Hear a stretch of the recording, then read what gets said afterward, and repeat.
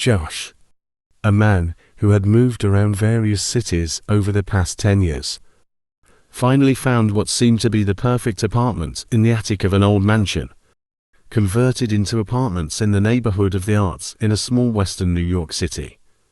He moved in with one of his childhood best friend, and they were joined by a young couple in apartment 2. At first, the neighbors seemed friendly, and Josh enjoyed the uneventful first year of living there. However, things took a turn when someone put furniture on the front porch. Josh assumed it was the couple in apartment 2 since their entrance was on the porch. The guy from apartment 2 introduced himself as John, and expressed his desire to build a sense of community within the apartment building. Josh was initially supportive of the idea. Over the next few days, Ivan would often hang out on the porch, enjoying the nice weather and the community atmosphere. However, tensions arose when a neighbor's motorcycle was stolen from the driveway. The tenants held a meeting and waited for the police to arrive, trying to console the neighbor who had been affected. After the incident, John left gifts for every apartment. Josh and his roommate received a showbox filled with comics, books, toys, and chocolates. The gifts seemed strange, but Josh brushed it off as an eccentric gesture. However, Josh's roommate dropped a bombshell. John's real name was Sean, not John. This revelation made Josh uneasy, especially since Sean had introduced himself as John when they first met.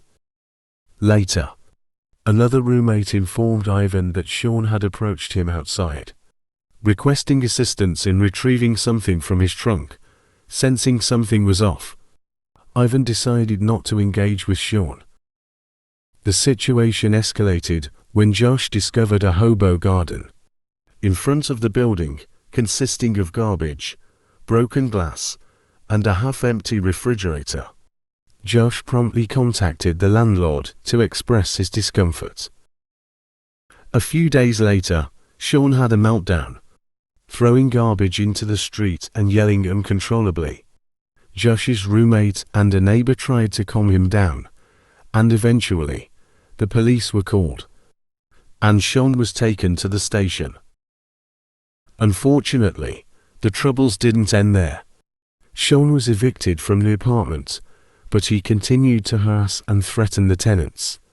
He attempted to break into apartment 2, vandalized the building, and stalked several tenants, including Josh and his girlfriend. The tenants finally had enough, and filed a restraining order against Sean. However, even with the legal action, Sean's behavior became increasingly erratic and dangerous. Mark, one of the neighbors, obtained evidence of Sean's destructive acts, including burning Mark's car. Living in fear, the tenants held a meeting to share information and support one another. They discovered that Sean had been following Josh, his roommates, and another tenant. The situation reached a breaking point when Sean burned down his own apartment. Eventually, Sean was arrested, and some tenants decided to move out due to the ongoing trauma. Josh and his roommates chose to stay but remained cautious.